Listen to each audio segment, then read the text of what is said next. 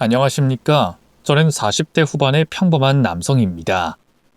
저는 얼마 전 제게 일어난 기적 같은 일에 대해서 이야기를 하고 싶어서 이렇게 글을 쓰게 됐어요.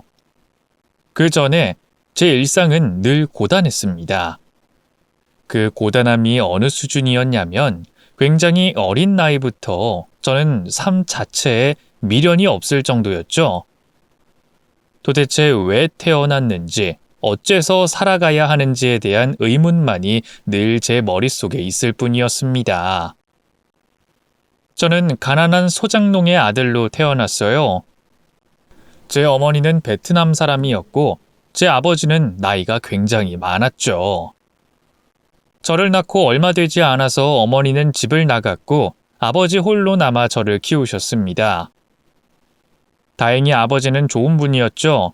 문제는 그런 아버지가 집 나간 어머니를 찾기 위해서 일도 제대로 하지 않고 전국을 떠돌아다니면서 생기기 시작했습니다. 아무래도 가난한 형편에 있는 돈 없는 돈까지 끌었었고 결국엔 손을 대지 말아야 할 돈까지 손대고 말았던 거죠. 바로 사채였습니다. 지금은 법적으로 그럴 수 없었을지 몰라도 당시만 해도 사채꾼들은 밤이고 낮이고 제가 다니던 학교까지 쫓아와서 괴롭히곤 했죠. 너희 아버지 어디 갔어? 꼬마야, 이런 식이면 아저씨들이 무척 곤란하거든? 저도 몰라요. 진짜 몰라요. 우리한테 너네 아빠란 인간이 돈을 빌렸어. 이거 안 갚으면 다 네가 갚아야 된다. 알긴 알아? 얼른 너희 아버지 어딨는지 말해. 모른다니까요. 정말이에요. 집 나가서 들어오지 않은 게 벌써 한 달이나 됐다고요. 피려먹을. 아저씨들 또 올 거야. 그러니까 너희 아빠 모이면 무조건 잡아놔. 알았어? 다음에도 또 없다 그러면 아저씨 진짜 화낸다. 어?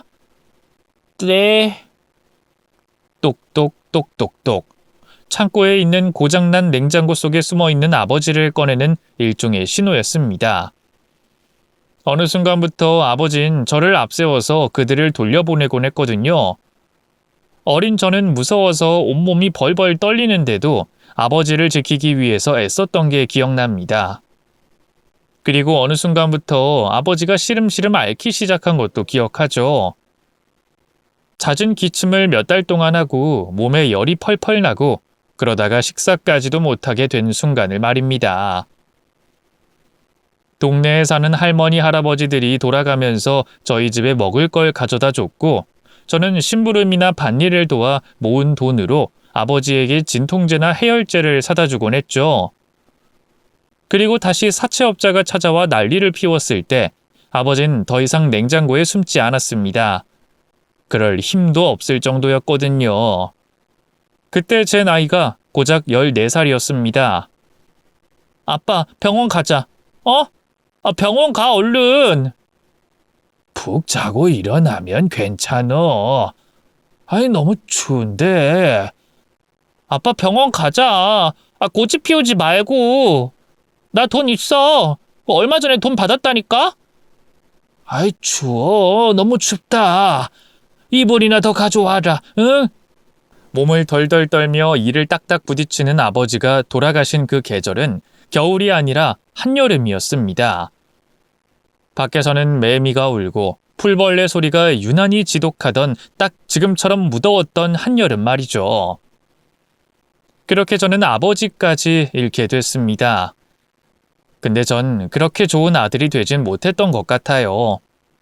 돌아가신 아버지를 보는 순간 제가 떠올린 것은 빚이었습니다. 그리고 슬픔보다 분노의 감정이 더 먼저 들었죠. 왜냐면 눈을 감고 돌아가신 아버지의 표정이 너무나 평온해 보였거든요. 더 이상 춥지도 아프지도 않은 곳으로 혼자만 가셨다는 생각이 들어 화가 났죠. 그리고 그런 생각을 하는 저 스스로가 역겨워서 또 화가 났습니다. 제대로 된 병원 한번 데리고 가지 못하고 그렇게 아버지를 떠나보낸 무력함이 저를 힘들게 했죠. 하지만 제 고된 인생의 시작은 거기가 끝이 아니라 시작점이었다는 겁니다. 돈, 너 아버지 빚 갚아야 될 거 아니야. 뒤진 네 애비 대신에 아들인 네가 갚아야 된다고. 알았어? 아저씨, 제 빚도 아니고 전 아직 학생이에요. 학생? 돈 앞에 학생 어른이 어딨어? 이 새끼 세상이 만만한가 봐. 아버지가 돌아가시면 너는 이 길에서 벗어날 줄 알았냐? 머리가 아주 꽃밭이네. 이 아저씨가 알려줄게. 너 집이랑 작은 밭도 받았지? 물론 팔아도 돈도 안 될 그런 곳이고 애초에 팔리지도 않을 그런 곳이지만 어쨌든 받았어. 그거랑 똑같은 거야. 재산도 아들인 네가 물려받는 거면 빚도 아들인 네가 대신 갚는 거라고. 이제 좀 이해가 되냐? 당시 제게는 도움을 줄 어른들은 없었어요. 상속 포기, 이런 법적인 것들을 이해할 수도 없는 나이였습니다. 그리고 설령 알았다고 하더라도 그 사채업자들에게는 통하지 않을 것 같았죠. 고작 중학생이었던 저를 협박하고 때린 걸 보면 그들에게는 법은 존재하지 않아 보였으니까요. 그렇게 저는 빚더미에 앉게 됐습니다. 동시에 학업도 이어갈 수 없어 그만둬야 했죠. 일주일에 한 번씩은 찾아와 선생님의 멱살을 잡고 복도를 어슬렁거리는 그 인간들 때문에 학교를 그만두는 건 어쩔 수 없는 선택이었습니다. 하지만 그 나이부터 뭔가 한다는 건 거의 불가능에 가까웠어요. 당시 키가 160이 채 되지 않았고 제대로 먹지 못해서 몸무게는 40kg 중반에 불과했던 저를 받아주는 곳은 없었습니다. 결국 그 사채업자들에게 일자리를 소개받아 여러 곳을 전전해야 했죠. 술집 접시 닦기부터 건물 청소, 서빙까지 해보지 않은 일은 거의 없었습니다. 물론 대부분이 술을 먹은 손님들을 상대했기에 몸도 마음도 정상은 아니었어요. 술병에 머리도 맞아봤고 이유 없이 뺨도 맞아봤으며 온몸에는 담뱃불로 지진 자국이 있었죠. 몇 년 사이에 키는 훌쩍 컸지만 점점 초췌해졌고 눈빛에서는 생기가 사라져가고 있었습니다. 그땐 그랬던 것 같아요. 피곤하다, 힘들다의 수준이 아니라 몸이 먼저 무너지는지 정신이 먼저 무너지는지 승자 없는 줄다리기를 하는 기분이 들었죠. 그렇게 저도 모르게 나이만 먹은 성인이 됐습니다. 그때부터는 일자리에 자유가 생기게 된 거였죠. 더는 착취에 가까운 돈을 벌 필요가 없어진 거였습니다. 그렇게 6년, 저는 악착같이 돈을 벌었어요. 일용직, 배달, 편의점, 대리, 그게 모든 돈이 되는 일이라면 마다하지 않았고 아버지의 빚과 이자를 모두 끝낼 수 있었죠. 와, 이 독한 새끼. 난 솔직히 네가 파산이나 뭐나 할 줄 알았는데 이걸 갚네? 야, 대답도 안 해? 야, 그래도 이 아저씨랑 너랑 봐온 세월이 얼만데. 이제 대답할 필요 없잖아요. 차갑네, 진짜. 야, 너 내 밑에서 일할래? 싫어요, 새끼. 그래, 너 여기서 나가면 어쩌려고? 하고 싶은 거 있냐? 공부요. 뭐? 야, 너 나이가 이제 20대 중반이 넘었는데 공부? 네, 공부할 겁니다. 사채업자 중에 가장 나이가 많았던 그 남자는 목젖이 보일 정도로 껄껄 웃더니 제게 돈봉투를 하나 던졌습니다. 야, 이건 내가 주는 선물이다. 공부? 꼭 해라. 어딜 가서든 그 집념이면 뭐라도 되겠지. 일종의 투자다, 투자. 싫어요. 빌려주는 거 아니라고. 녹음이라도 해줄까? 그냥 받아, 새끼야. 나도 네가 마지막이다. 일하면서 나도 너한테 그러고 싶지 않았어. 미안했다. 어른이 돼서 그러면 안 되는데 너 보면서 솔직히 마음이 더 힘들더라.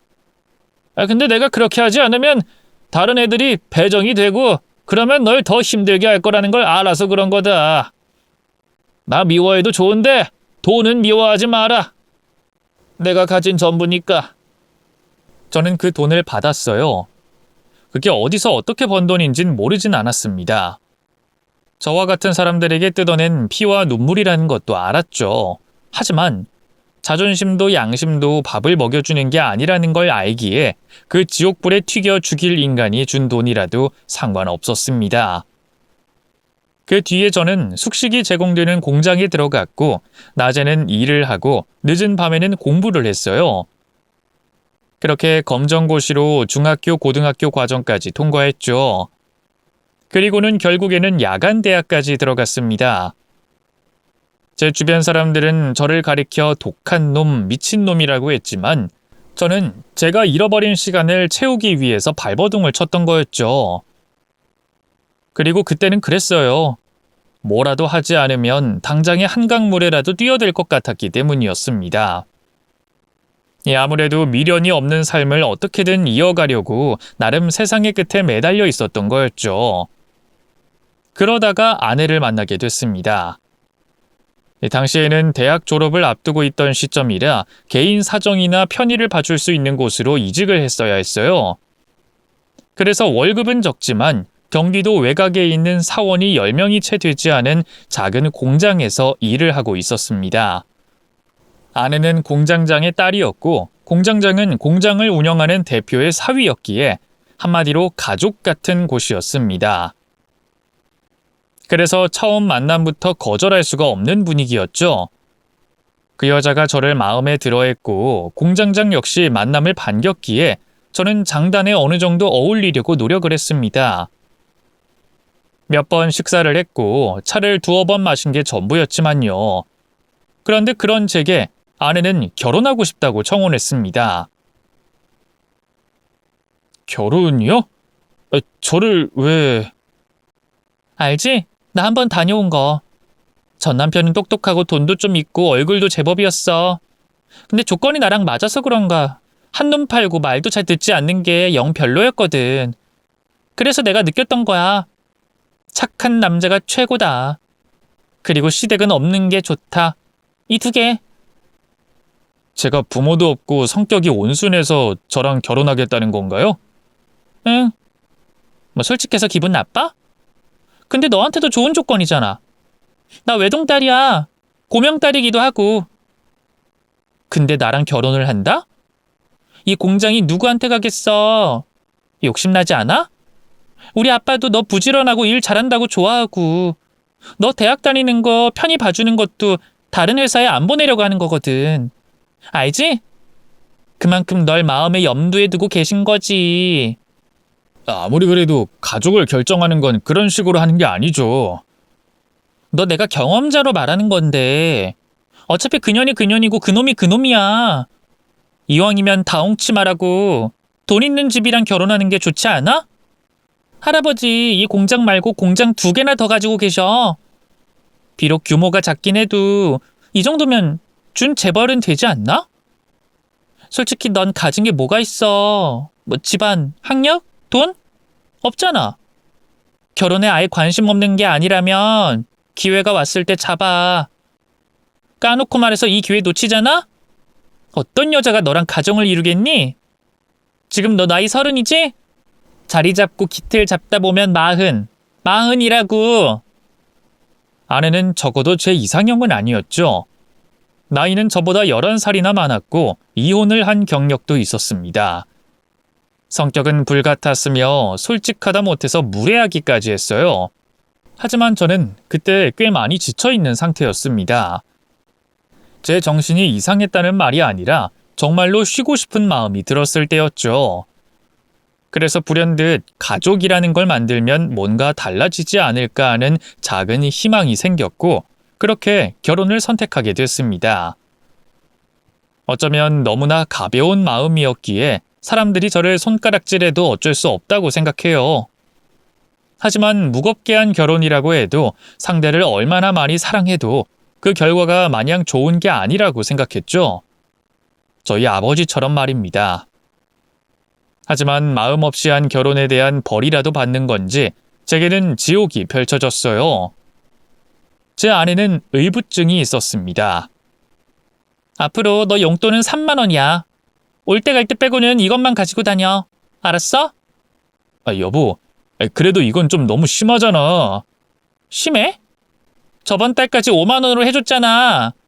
그랬더니 커피숍에서 커피 마시고 여자들이랑 시시덕거리고 그러면서 심해? 내가 심해?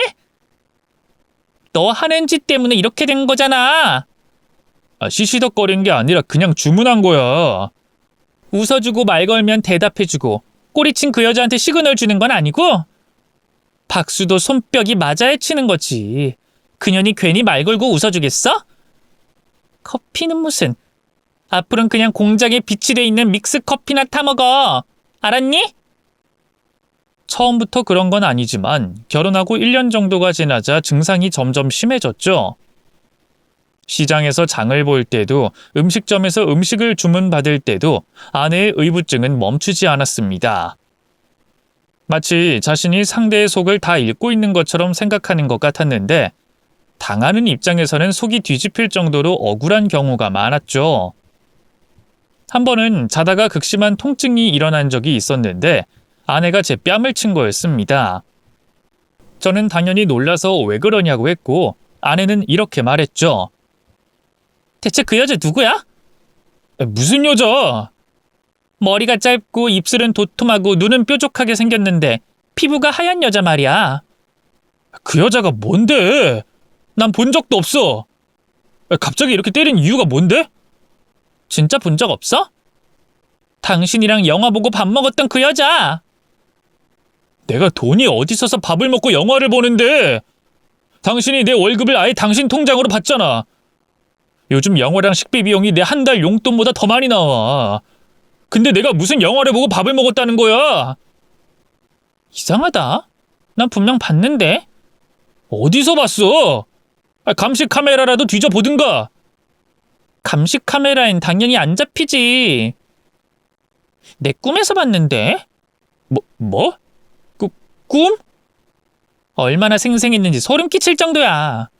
내가 소리 질렀는데 듣지도 않고 그냥 가버렸다고. 지금 그걸 말이라고. 꿈을 꿔서 날 때렸단 말이야? 이것도 결국엔 네 탓이야. 그깟 꿈이라고 단정하지 말고 이 꿈이 뭘 의미하는지 알아야지. 이건 일종의 불안감이고 이 불안을 준 건 결국 너야. 그러니까 이런 꿈을 꾼 건 충분히 맞을 만한 짓이라는 뜻이고. 알았니? 여보! 그니까 앞으로 나 불안하게 만들지 마. 내가 미쳐서 너 죽일지도 모르니까. 알았어? 어느 순간부터 증상은 심해졌고 그건 폭력까지 이어졌습니다. 여자가 때려봐야 얼마나 아프다고 하고 생각하는 사람들이 있을지 몰라도 아내는 주로 제게 물건을 던지거나 구두나 핸드폰 같은 무기로 공격하곤 했어요. 대부분은 찰과상에 그치는 작은 피해였지만 강도는 점점 강해졌고 의심이 늘어날수록 병원에 가서 치료를 해야 할 정도의 상처로 깊어졌죠. 그래서 저는 늘 살얼음판을 걷는 기분으로 살았습니다. 공장에서는 여자 직원이라고는 격리 하나뿐이었는데 그 사람과는 일절 말도 섞지 않았고 밖에 나가서도 고개를 내내 숙이고 다녔죠. 남자들이 많은 곳이라 여자 이야기를 많이 하곤 했는데 저는 그럴 때에도 자리를 피하기 바빴습니다. 하지만 아무리 조심해도 결국에 문제는 터지고 말았죠. 공장의 대표였던 아내의 할아버지가 저를 회사로 불러 올린 거였습니다. 작은 수출 업체였지만 나름 직급도 있었고 조건도 좋았어요. 하지만 사무직이었던 만큼 여직원의 수는 4명이나 됐죠. 그런 이유로 아내는 자신의 할아버지에게 떼를 썼고 저를 잡아먹을 것처럼 괴롭히기 시작했습니다. 하루에도 몇 번씩 저를 죽일 거라는 말과 저주를 퍼부었죠. 널 죽이면 내가 편할 텐데. 차라리 너 먼저 죽을래? 어때? 우리 같이 가자. 그러면 나도 좀 편안해질 것 같아서 그래. 어? 여보, 병원에 가보는 건 어때? 할아버님도 그러셨잖아. 어? 내가 미친 거라고 생각해? 아니, 난 멀쩡해. 날 미치게 만든 건 너야, 너. 아내는 할아버지 때문에 병원에 억지로 가게 됐지만 오히려 역효과가 났는지 나아질 기미는 보이지 않았습니다. 저는 그렇게 하루하루 말라갔고 죽고 싶은 충동이 들 정도로 우울증은 심해졌어요. 좀비처럼 일만 하고 있는데도 손에 쥘 수 있는 건 고작 3만 원이었고 집으로 돌아가도 편안하게 쉴 수 없었으며 여직원들을 피하느라 회사 생활에 제대로 적응하지 못한 저는 사채업자들에게 돈을 뜯기고 있던 그때와 다를 거 없는 삶이었습니다. 마치 쥐가 굴리는 작은 쳇바퀴에서 달리고 있는 그런 기분이었죠. 그래서 저는 일종의 일탈을 했습니다. 선배님, 담배 태우세요? 얼마 안 됐어요. 뭐 한 대 피우실래요? 왜 존대를 하세요? 저 신입인데. 전 담배 끊었어요. 끊은 건 아니고 참는 거지만요. 근데 원래 안 태우시지 않았어요? 흡연장에서 본 적이 없는데. 일부러 배웠습니다. 뭐 일종의 일탈이죠. 제가 할 수 있는 최대 일탈이요. 재밌네요. 근데 선배님은 왜 직원들이랑 어울리지 않으세요? 회식도 참여 안 하시고. 신입도 참여 안 하지 않나요? 저는 사정이 있어서요. 집에 일이 좀 있기도 하고. 선배님, 저랑 식사 같이 안 하실래요? 죄송해요. 저는 따로 먹는 게 편해서요. 그는 신입 직원이었어요. 저희 회사에 입사한 지 고작 한 달이 채 되지 않는 20대 중반의 젊은 남성이었습니다. 성격이 모난 곳이 없고 밝고 그늘이 없는 그런 사람이었어요. 그래서 입사하고 나서 모든 사람들과 친해지는데 반나절이 걸리지 않을 정도였죠. 그는 제게도 일부러 말을 많이 걸곤 했는데 저는 약간 의식적으로 피하게 됐습니다. 왜 그런 거 있죠? 저와는 딱 반대로 살아온 사람 같다는 그런 느낌이었거든요. 사랑을 받는 게 당연해서 사랑을 받는다는 말도 모를 것 같은 그런 사람이었죠. 그래서 제가 곁에 가면 제 그늘을, 제 어두움을 보이게 될까봐 일부러 가까이 하려고 하지 않았습니다. 빛이 강할수록 그림자는 짙어지니까요. 그런데 입사하고 반년 정도가 흘렀을 때 우연히 흡연장 안쪽에서 누군가와 통화하는 걸 듣게 됐습니다. 평소와는 다른 날카로운 감정과 분노, 슬픔이 가득한 목소리였죠. 제가 해결할 거라고 했잖아요. 대출은 금방 나올 겁니다. 일단 수술만 시켜주세요. 시켜주면 제가 어떻게든 장기라도 팔아서라도 해드린다고요. 그냥 좀 사람이 죽어요. 이러다가 죽으면 어쩔 겁니까? 네? 저는 본능적으로 몸을 숨겼고 이내 전화 소리는 들리지 않았지만 흐느껴 우는 소리가 들렸습니다. 최대한 소리가 새어나가지 않게 하려고 입과 코를 막은 부자연스러운 울음이었죠. 그리고는 한참을 먼 하늘만 응시하다가 바닥을 내려봤다가 그리고는 천천히 돌아서는 뒷모습을 봤습니다. 세상의 밝은 빛과 사랑은 모두 흡수할 것 같은 그 밝은 사람이라고는 도저히 믿어지지 않는 모습이었죠. 그 모습은 마치 그 시절의 저를 보는 것 같았습니다. 삶과 죽음의 경계에서 외줄타기를 하고 있는 그런 위태로운 모습이었죠. 그 일이 있고 딱 며칠 후에 신입사원이 그만둔다는 소식을 듣게 됐습니다. 당장 제 코가 석자라 남의 일에는 일망의 동정심도 없던 제가 그를 흡연장으로 오게 했고 처음으로 제가 말을 걸었죠. 이유가 뭡니까? 그만두려는 이유요. 팀장님이 그게 왜 궁금하세요? 그냥 개인 사정이요. 그는 제게 숨기려는 듯 필사적으로 웃어 보였습니다. 위태로워 보인다고 하면 오지랖일까요? 제가요? 제가 위태로워 보인다고요? 네. 오만하게 들렸다면 어쩔 수 없지만 제 눈엔 그랬습니다. 예전에 제가 그랬거든요. 물론 지금도 크게 나아진 것은 없지만요. 사실 저희 어머님이 좀 아프세요. 그래서 대출이라도 좀 받으려고 다닌 건데 대출을 받긴 했거든요. 근데 솔직히 이 회사 월급이 너무 적잖아요. 그래서 딱히 큰 도움이 되지 않아서요. 제가 병간호도 하고 어머님 곁에 있어줄 생각이라서요. 후회할 겁니다. 그게 무슨... 병간호 그런 거 하다가 후회할 수도 있다는 겁니다. 가족 중에 한 명이 아프면 가족들도 같이 병들어 가거든요. 마치 썩은 사과 하나가 사과 상자에 있는 것처럼 번지죠. 좀 불쾌하네요. 저희 어머니가 저를 병들게 할 거라 이 말인가요? 현실이 그렇다는 겁니다. 제가 겪은. 제 어머니세요. 제 목숨이랑 바꿀 수 있다면 진작에 바꿨을 정도로 소중한 그런 내 어머니입니다. 선배님 좋은 분인 줄 알았는데 아니네요. 제 생각이 잘못된 것 같습니다. 저는 짧게 침묵하고 다시 입을 열었습니다. 누구라도 제게 이렇게 한 번은 말해주길 바랬습니다. 힘내. 할 수 있어. 넌 잘할 거야. 이 말보다 그냥 외면해버려. 너라도 살아라. 이런 말을 해줄 사람이 있었으면 아픔이 좀 덜해질 것 같았죠. 제 속에서는 그런 말이 쉬지 않고 들리는데 아무도 그렇게 말하지 않으니까 저만 나쁜 놈이 된 것 같았거든요. 그래서 한 말입니다. 후배님이 좀 더 덜 아팠으면 해서요. 제가 할 수 있는 게 이런 것뿐이라서 죄송합니다. 불쾌했다면 사과하죠. 저는 그 자리에서 일어났고 신입사원은 그 자리에서 가만히 얼어 있었죠. 그리고 저는 흡연장을 빠져나왔습니다. 그리고 멀리서 그를 보니 그 자리에서 오열하고 있었죠. 손으로 입과 코를 막고 울던 그때처럼 숨죽여 우는 게 아니라 어린 아이처럼 그렇게 울고 있었습니다. 그래서 저는 그때 결심했어요.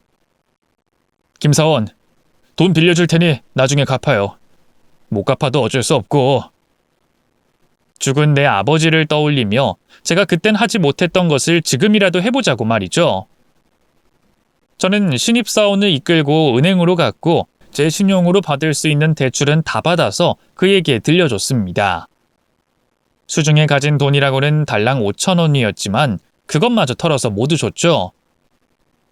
팀장님, 이러시면 절 뭘 믿고 이런 걸 주세요? 내 아버지가 죽었어요. 어릴 때 빚만 잔뜩 남기고 병원에 한번 가보지도 못하고 그렇게 죽었죠. 그때 화가 났어요. 죽은 아버지 표정이 너무 홀가분해 보였거든요. 그래서 그 표정 때문에 저도 죽고 싶다는 생각을 지금 이 나이 먹으면서도 계속했었어요. 죽으면 편할까? 그런 생각을 하루에 몇 번씩.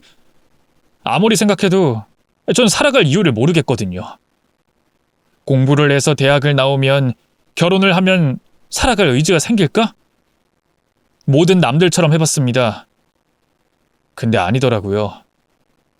그래서 지금 제가 살려고 이러는 겁니다. 그게 무슨... 당신의 희망에 조금 보탬이 되는 겁니다. 제가 없는 그런 희망이요. 그럼 나중에 내가 죽어서도 뭔가 해냈다는 생각이 들 것 같거든요. 그냥 태어났어도 의미 없이 죽긴 싫어서요. 그러니까 어머님 꼭 살리십시오. 이제 와서 자존심 그런 건 필요 없어요. 전 저를 괴롭히던 사채업자한테도 용돈을 받은 그런 사람이니까요. 후회 없이 최선 다해서 간호하세요. 내가 죽은 아버지에게 못했던 것들을 저 대신 해주세요. 그리고 반드시 잘 살아주세요. 그거면 됩니다. 신입사원은 눈물을 펑펑 흘렸습니다. 저 역시도 그 순간에 눈물이 났죠. 우린 한동안 그렇게 울면서 서로의 손을 잡았습니다. 짧은 순간이었지만 제 가슴이 순간 뜨거워지는 걸 느꼈죠. 늘 의미를, 살아가야 할 이유를 찾으면서 살아온 제 삶에서 누군가를 도운 것은 처음이었습니다. 늘 머릿속에 계산기를 두드리면서 철저한 이해득실을 따진 게 저였고요. 편안하게 살 수 있을 거라는 마음에 결혼을 결심했던 것도 그것과 크게 다르진 않았습니다. 하지만 난생 처음으로 저는 계산하지 않고 재지 않고 제가 줄 수 있는 모든 걸 준 거였죠. 그게 꽤나 강렬한 경험이었기에 저는 이전엔 없던 마음이라는 게 생긴 것 같았습니다. 늘 뇌는 오른쪽 주머니에 심장은 왼쪽 주머니에 빼놓고 다녔던 이전의 저와는 달랐죠. 숨이 찼고 심장은 뛰었고 눈에는 생기가 차올랐습니다. 그리고 죽은 아버지에 대한 죄책감을 제대로 마주봤죠. 저는 저 스스로에게 말했습니다. 그 나이에서 네가 할 수 있는 최선이었어. 라고 말이죠. 아버지를 원망한 것도 그렇게 분노하지 않았으면 넌 살 수 없었어. 라고 스스로를 다독였습니다. 그렇게 저는 그간 스스로를 옭아매고 있는 것들을 하나씩 벗어버렸어요. 평생을 짊어지고 있어서 제게 있다는 것도 몰랐던 무거운 마음의 짐을 덜어냈죠. 돌돌 굴리던 쳇바퀴에서 저 스스로가 내린 거였습니다. 하지만 문제는 제 삶은 돌이키기 힘들 정도로 많이 흘러버렸다는 거였어요. 나이는 이미 40을 가뿐히 넘겼고 아내의 의부증은 심해졌고 모아둔 돈도 수중에 없었죠. 마음은 새로 먹었지만 도전할 수 있는 힘이 제게 없었던 겁니다. 더구나 제가 받은 대출로 상황은 악화되기 시작했어요. 그 사실을 가장 먼저 알아차린 건 아내였고 뒤이어 장인어른과 할아버님까지 아셨죠. 그야말로 제게 수없는 비난의 화살이 쏟아지기 시작했습니다. 어떤 년이야?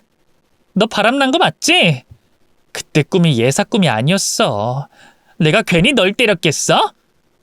휴대폰 내놔. 어떤 여잔지 말하라고 당장! 여자가 아니라 우리 회사 사원이야. 정말이야. 형편이 어려워서 내가 도운 거야. 아, 왜? 뭐 그놈이 자기 누나라도 소개해준대? 아니면 너 혹시 남자한테 관심 있니?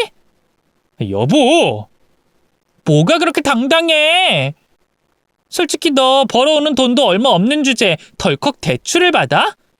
미쳤어? 그러고도 형편이 어려워? 네 주제 누굴 걱정을 해? 애미애비 없이 자라서 혼자 어렵게 공부하는 거 불쌍해서 우리 아빠랑 내가 걷어서 먹이고 입혀줬더니 뭐? 도와? 지랄하네.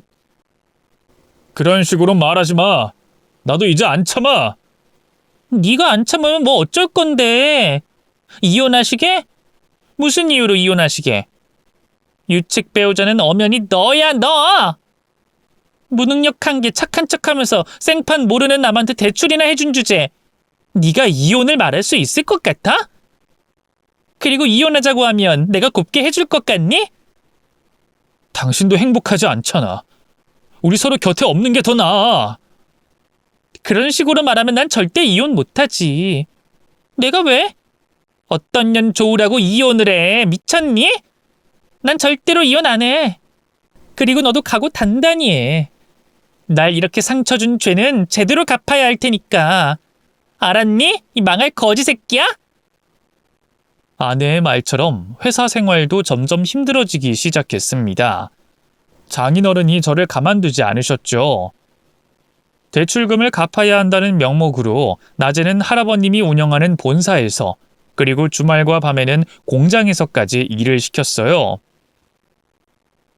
망할 놈이 우리 딸이 예민하다고 이제까진 오냐오냐 그냥 넘겼더니 뭐 대출? 너 같은 새끼가 들어와서 우리 집안이 망하면 널 공장 기계에 갈아버릴 줄 알아라. 아버님, 제 월급을 이제까지 제 통장으로 받았어도 대출 받진 않았을 겁니다. 시끄러 이 새끼야. 네가 살고 있는 집은 그냥 들어가냐? 결혼은 공짜로 해? 그 정도 돈이 드니까 너한테도 차감을 해간 거고 꼬박꼬박 달에 용돈 줬으니 상관없지. 그리고 네가 가족이 있기래 아니면 형제가 있기래. 어디서 근본 넘는 거지 새끼 사람처럼 만들어줬더니 돈? 네가 돈을 어디에 쓸 건데? 진짜 내 딸 말처럼 어디 여자 숨겨놨어? 아닌 거 아시잖아요. 아버님까지 왜 그러세요? 야! 닥치고 똑바로 들어. 한 번 더 내 딸 눈에 눈물 나면 넌 그날로 눈알 못 쓰게 될 줄 알아라. 이혼? 넌 그런 거 절대로 못해. 알았어? 처음엔 아내와의 관계를 어떻게든 고치려고 해봤습니다. 진중한 선택도 사랑으로 한 결심도 아니었지만 제가 선택했던 결혼이었기에 그걸 최대한 유지하려고 노력했죠. 아내와 부부 상담 치료를 받기도 했고 거의 엎드려 빌면서 정신과 치료도 함께 다녔습니다. 하지만 좋아지는 건 하루, 뭐 길어야 이틀일 뿐이고 다시 손찌검을 하거나 저를 무시하는 발언을 하곤 했어요. 약을 처방받기까지 했지만 어느 순간부터는 속이 더부룩하고 기분이 별로라면서 약도 거부했죠. 그렇게 저는 조금씩 지쳐가고 있었습니다. 신입사원을 도와주면서 달라진 제 마음가짐이 어느새 쳇바퀴 위로 다시 올라서려고 하고 있었죠. 이혼을 할 생각도 했습니다. 하지만 저는 힘도 없었고 변호사와 상담하거나 소송을 할 만큼의 금전적인 여유도 없었습니다. 그렇게 시간은 흘렀고 저는 사람이라기보다는 노예에 가까운 삶을 살고 있었죠. 넌 밥 먹을 자격도 없어. 그러니까 오늘은 굶어. 알았어? 알았어, 여보. 그 눈빛이 마음에 안 들어. 아, 답답해. 내가 이런 인간을 데리고 사는 게 기적이지. 할아버지 돌아가셨다고 혹여나 네가 공장장 자리라도 받을 수 있을 거라고 생각해? 아니야, 그런 거. 그래, 절대로 그럴 일 없어. 우리 아빠가 널 가만둘 것 같니? 실력이 좋기라니 아니면 말을 잘하기라서 영업을 제대로 하기라니? 넌 진짜 아무짝에도 쓸모없는 그런 인간이야. 이런 말을 듣고도 가만히 있었냐고요? 네, 그렇습니다. 하지만 저는 저 나름대로의 싸움을 하고 있었던 거였죠. 얼마 되지 않는 용돈을 모으기 위해서 몇 시간을 걸어 출퇴근을 했고 그 돈으로 증거와 진단서를 차곡차곡 쌓아가고 있었어요. 너무 오랜 시간을 그곳에서 일을 했기에 이혼 후에 어떤 고생을 하게 될지 막연한 두려움이 있었지만 나름대로 치열하게 홀로 싸우고 있었던 겁니다. 그러다가 또다시 바람을 피운 꿈을 꿨다며 휴대폰 검사를 하던 아내에게 녹음을 해왔던 걸 들키게 됐고 제가 숨겨놓은 진단서까지 모두 발각되면서 제 희망은 거기서 무너지게 됐죠. 그날은 얼굴까지 맞아서 만신창이 상태였고 그냥 죽자. 죽으면 편해지니까. 이런 생각이 스물스물 제 머리를 지배하기 시작했습니다. 그런데 바로 그날에 회사로 누군가 저를 찾아왔죠. 당신 김사원? 얼굴이 왜 그러세요? 누구한테 맞았어요? 여길 어떻게? 아니 위태로워 보였다고 하면 오지랖일까요? 제가 예전에 했던 그 말을 그대로 돌려주며 신입사원은 한쪽 입꼬리를 길게 올렸죠. 그때 돌아가신 할아버님 다음으로 대표 자리를 맡게 된 장인어른이 들어왔고 신입사원을 알아봤습니다. 아니 너는 우리 사위한테 돈 빌려간 그놈 맞지? 네, 맞아요, 할아버지. 이놈이 할아버지? 이제 나이도 있으시고 무엇보다 제가 여기 직원이 아니잖아요. 이 버르장머리는 국에 쳐 말아먹었나? 너 나가! 여기가 어디라고 함부로 찾아와? 업무방해, 아니 불법 침입으로 신고할까? 돈이나 빌려간 거지 주제 어디? 저는 팀장님 데리러 왔는데요. 뭐? 우리 회사를 스카우트하려고요. 뭐하러 이런 거지 같은 작은 회사에 있어요? 쪽팔리게. 팀장님 정도 실력이면 충분히 최고로 대우해드릴 생각인데. 이놈이 실성을 했나? 야! 넌 뭐야? 뭔데 와서 분탕질이야? 자꾸 끼어들지 마세요, 할아버지. 시끄러워 죽겠네.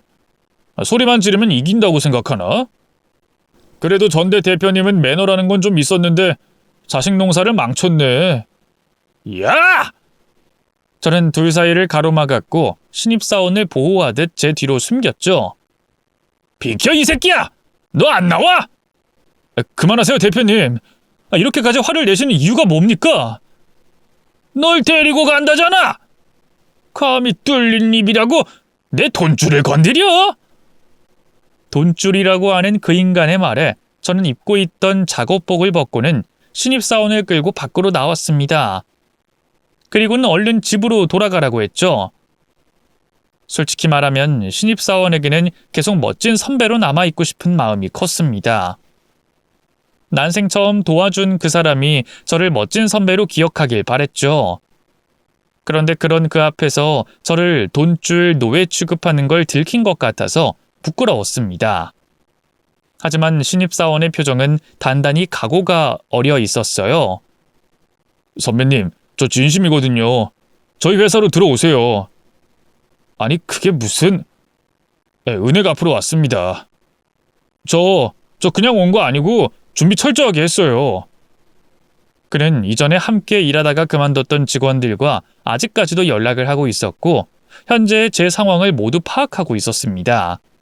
회사에서 어떤 취급을 받고 매번 어디선가 맞고 온다는 것까지 알고 있더군요. 그리고 제게 미안하다면서 눈물까지 보였습니다. 저 때문이라는 거 알아요. 제게 돈 빌려주신 이후로 심해진 거 맞죠? 어머님은요? 어머님은 수술 잘 받으셨어요. 물론 건강을 완전히 회복하진 못하셨어요. 그럼 얼른 가서 병간호를... 걱정 마세요. 이제 상황은 달라졌거든요. 신입사원은 회사를 나가고 난 뒤에 이야기를 해줬습니다. 꽤 긴 이야기였지만 축약하면 자신의 어머니가 수술을 하러 가기 전에 친아버지에 관한 이야기를 해줬다고 해요. 자신이 죽으면 빚을 떠안을 자신의 아들을 위해서 평생 말하지 않았던 비밀을 털어놓은 거죠. 어머니의 젊은 시절에 집안 차이로 인해서 헤어져야 했던 친아버지의 존재를 말입니다. 그렇게 평생을 알려주지 않다가 꼭 죽을 사람처럼 알려주더라고요. 그래도 당장 연락은 못했어요. 솔직히 아버지란 존재, 저를 버린 거나 다름없는 그 인간, 전 보고 싶지 않았으니까요. 무엇보다 어머니 병간호만으로도 벅찼고요. 그러다가 문득 선배님 이야기가 떠올랐어요. 무슨 이야기? 사채업자한테 돈 받은 이야기요. 자존심. 내가 어쩌면 그 알량한 자존심 부리고 있는 걸 수도 있겠다. 그런 생각이 들었어요. 그때 마침 여기 회사 다녔던 분들이 선배님 소식 알려주기도 했고요. 그래서 결심했고 아버지를 찾아가서 정정당당하게 양육비 내놔라 말했죠. 뭐? 저는 진지한 이야기 중에 웃음을 터뜨렸죠. 알아요, 웃긴 거. 나이 30 앞두고 양육비라니. 근데 아버지가 그걸 주더라고요. 그는 집안까지 들어가서 자신이 아들이라며 양육비를 청구했다고 설명을 해줬어요. 그리고 그 집에는 자신과 비슷한 나이의 자식들도 보였다고 합니다. 자신을 뚫어지게 보는 눈빛에 쥐구멍이 있다면 숨어버리고 싶을 정도였지만 그래도 끝까지 당당하게 행동했다고 하더군요. 그리고 나서 몇 달 후에 연락이 왔어요. 저희 어머니를 만나야겠다면서. 그래서 병원에 있는 것도 저희 어머니가 아픈 것도 알게 된 거고. 신입사원은 그때를 떠올리는 듯 어깨를 으쓱하고는 말을 이었습니다. 그래서 저 어쨌든 재벌집 아들이 됐거든요. 애매하긴 하고 형제들도 저만 보면 싫어하긴 하는데 조금씩이지만 저를 받아주는 것 같아요. 일주일 전에 인사했더니 꺼지라고 하더라고요. 그 정도면 엄청나게 친한 거잖아요. 김사원은 진짜 긍정적인 편인 것 같아요. 어쨌든 어머니도 덕분에 돈 걱정 없이 치료 계속 받고 계시고 은혜를 갚고 싶어서 아버지한테 부탁드렸어요. 내 아버지 같은 분이라고. 제가요? 제가 김사원의 아버지 같다고요? 우리 10살 정도 차이 나는데. 일단 그렇게 밀고 가야죠. 그래도 결과적으로는 아버지가 선배님 도와드릴 거라고 했습니다. 제 능력은 아니고 그렇게 당당하진 않아요. 그래도 저 부끄럽진 않거든요. 마음은 진짜니까요. 그때 선배님이 돕지 않았다면 어차피 없었을 인생이라고 생각해요. 선배님이 아니었다면 아버지도 절대로 보지 않았을 거고요. 그러니까 선배님, 저랑 함께 가요. 하지만 저 정말 그러고 싶은데요. 이혼을 하려고 모은 증거가... 증거고 증인이고 지금 진단서부터 끊고 변호사 만나러 가요. 제가 선배 도울게요.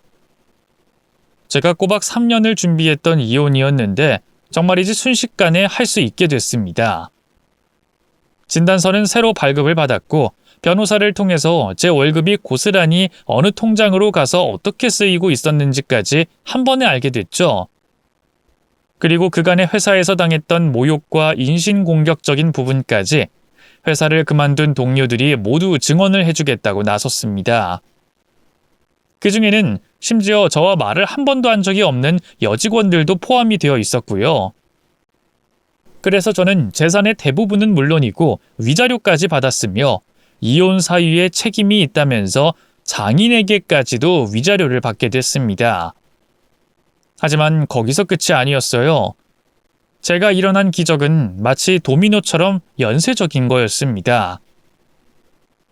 김사원의 아버지는 제게 일자리를 준 것도 모자라 회사를 그만둔다고 해도 평생 공짜로 살 수 있는 아파트까지 내어주셨어요. 그리고 하나 더. 선배님, 아니, 형이라고 불러도 되죠? 네, 그러세요. 에이, 또 존댓말. 반말 안 하면 아버지라고 부를 줄 알아요. 아빠? 알았어. 아직 버릇이. 근데 집엔 어쩐 일이야? 우리 엄마 퇴원하세요. 그래서 드라이브 같이 가자고요. 부산? 아니면 강릉? 엄마 컨디션 봐서요. 가까운 곳도 좋고요. 아, 그래요? 아니, 그래? 그래, 그럼 가자. 얼른 서둘러야지. 형 차 있죠? 주차장이 이쪽이구나. 아직은 없어. 왜? 뭐 네 차 없어? 그럼 렌트라도 해야 하나? 퇴원할 때 짐이 꽤 많을 텐데. 그리고 드라이브 하려면 차를 빌리는 게 좋겠네. 형 차 있잖아요. 왜 거짓말 하세요? 어? 그게 무슨 말이야? 여기 이거 형 차잖아요, 형. 그가 제게 준 것은 손바닥에 들어오는 차키였습니다. 저는 그걸 받고 거의 반쯤 얼어버렸죠. 얼른 차를 타고 드라이브를 가자면서 먼저 차에 올라 조수석에 앉아 있는 그를 보고 저는 한참을 그 자리에 서 있었어요. 그리고 뒤늦게 제가 계속 눈물을 흘리고 있다는 걸 알았죠. 형, 얼른 타요. 얼른요. 그렇게 병원에 가는 내내 저는 계속 나오는 눈물을 손등으로 훔쳤습니다. 어떤 식으로 설명해야 하는 감정인지도 모르겠고 지금 글을 쓰면서도 눈물이 주책 없이 나네요. 어쨌든 제게는 이전과는 다른 삶이 펼쳐졌습니다. 깨끗한 집과 정갈한 옷, 일한 만큼 받아서 쌓이는 돈, 그리고 선물을 받은 자동차까지. 물론 단순히 물질적인 것만 있는 것도 아니었어요. 서로를 구세주라고 부르는 좋은 친구가 생겼고 이혼하면서 저를 도와준 직원들과도 인연이 생겼죠. 그런데 안타깝게도 저는 여전히 제가 살아가야 할 이유는 모릅니다. 만일 제 이야기가 단순한 동화라면 행복하게 살았답니다로 끝나야겠지만 그게 아니니까요. 확실히 저의 결핍은 삶이 윤택해졌다고 채울 수 있는 부분은 아닌 듯 했죠. 하지만 이것만은 확실해졌어요. 살아가야 하는 이유를 내 안에서 찾을 필요가 없다는 것 말입니다. 다른 사람이 행복해지는 걸 통해서 혹은 누군가가 나로 인해 변하는 걸 보면서도 결핍된 부분을 채울 수 있더라고요.